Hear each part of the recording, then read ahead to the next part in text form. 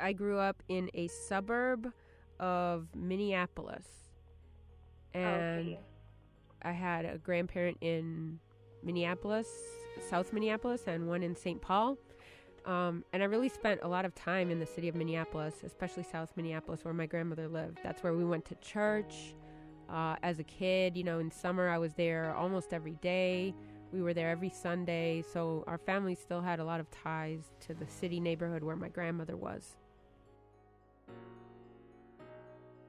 Well, I think I became a journalist sort of by accident. I wasn't really intending to be a journalist. I was in college. I still didn't quite know what I was going to do after college. I was majoring in English and urban studies, and I had always been really, really interested in cities and problems that impacted cities.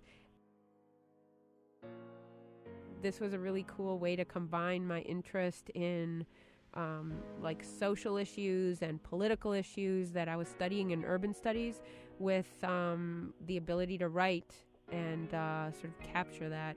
And since then, I guess I've remained a journalist because I feel like it's a way I can make a contribution to improve the world, either by pointing out things that are wrong or corrupt or unjust, or by pointing out things that are inspiring and right with the world.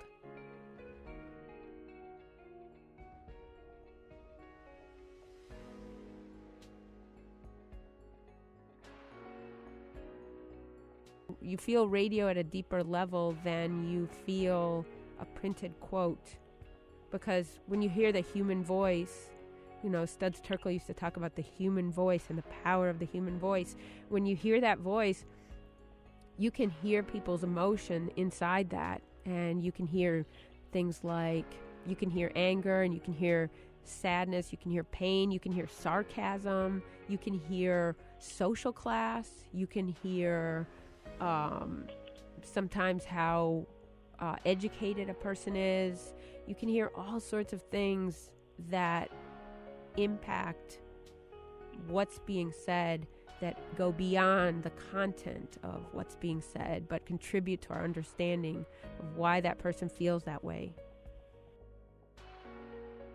Journalism, like sometimes you do get to work on big stories or stories that become big stories, and I have had stories like that. So those become important moments. I feel like those are exhilarating moments when you discover something on behalf of the public that's not right, that shouldn't be happening, and that you can then tell the public about.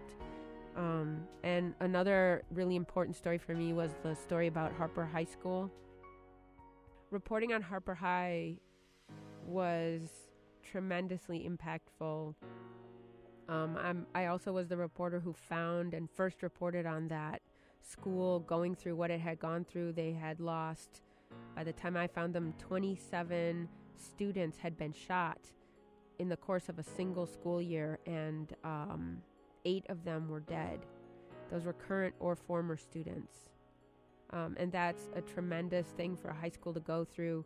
And then we spent 5 months at the school after that terrible year they'd had. And we documented for the country what it was like to go to school there and live there. And I hope we shed a lot of light about what it's like for kids to grow up in that neighborhood, the neighborhood around Harper High, which is Inglewood. And both of those stories, there were 2 one-hour stories. They saw more than 1 million downloads from This American Life. So that was another really important moment in my career. Journalism is vital to a democracy. It is the way that we, the people, keep our eyes and keep watch over our government, which is a government of the people. But the way that the people keep the government accountable is not only through elections, it's also in part through newspapers, through the press, through a free press. So this is my contribution.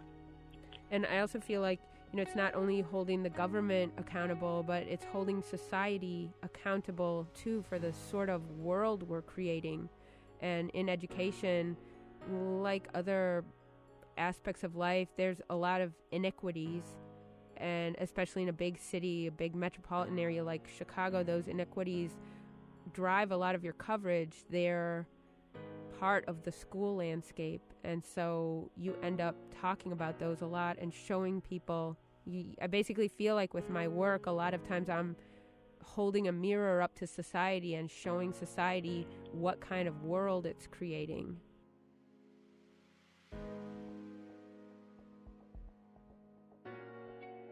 It's a very bad time to be in journalism right now. There's lots of layoffs, there's buyouts, there are fewer and fewer journalism jobs available. And so all our mainstream media, all the people, all the news organizations are shrinking essentially. And that means there's fewer people paid to look out, to keep an eye on our government and to watch society basically and document what's happening. Like every single day that I wake up and do my job, I feel tremendously privileged. Like I feel like this is such a beautiful job. I almost don't feel like I'm amazed that I have it.